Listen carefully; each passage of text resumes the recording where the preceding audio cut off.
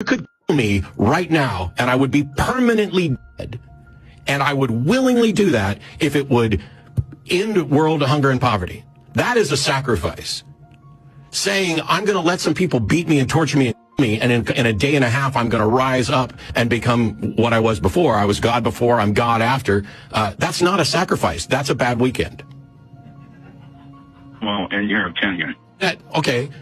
The truth. What was the sacrifice? If you begin with $100 million and you end with $100 million, but you set the $100 million aside for 2.5 days, what did you sacrifice?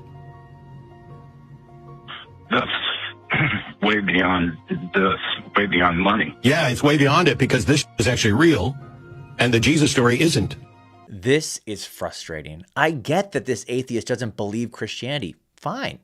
But this response demonstrates that he is not even trying to understand it. Here are two things to consider when responding to this challenge. First, this atheist just ignores the incarnation. Think about this. The king of the universe left his throne, enters into human history, lived a perfect life of obedience, and then willingly went to the cross on our behalf? Philippians 2 puts it this way: though he was in the form of God, he did not count equality with God a thing to be grasped, but emptied himself by taking the form of a servant, being born in the likeness of men, and being found in human form, he humbled himself by becoming obedient to the point of death, even death on a cross. Let that sink in. The king became a servant. The creator becomes part of his creation. Jesus wasn't pretending to be human. He was truly human, experiencing life with all of its struggles and pains and limitations. My point is, Jesus' sacrifice didn't begin at the cross. It began with the incarnation when he set aside his divine privileges and walked among us. Second, this atheist downplays Jesus' suffering and sacrifice. Notice how he treats Jesus' suffering like a minor weekend inconvenience, as if he had just a rough couple of days and then bounced right back. But since when do we measure suffering and sacrifice? Merely by its duration.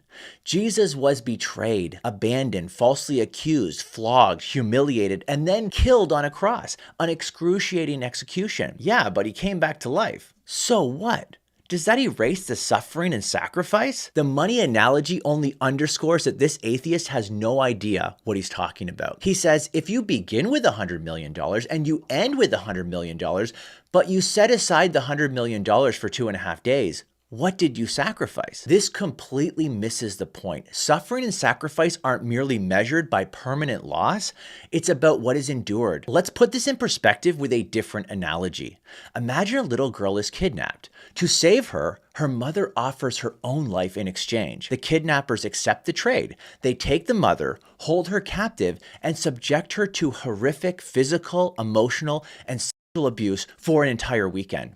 Then, for whatever reason, they decide to let her go. Now imagine someone saying, since she began with her freedom and ended with her freedom, but only set aside her freedom for 2.5 days, she never really made a sacrifice. See how ridiculous that sounds? This wasn't like misplacing your wallet for the weekend. It was the brutal murder of an innocent man who willingly took the punishment that we deserved. Yes, he came back to life, but that doesn't somehow negate his suffering and sacrifice. In fact, while Jesus' death paid for our sins, it's his resurrection that makes him our high priest before the Father, so that we can be joined to him and raised with him. This atheist argument may sound catchy and play well to his base, but it completely fails to understand the weight of Jesus' sacrifice. This wasn't a minor inconvenience. This was the greatest act of love in human history.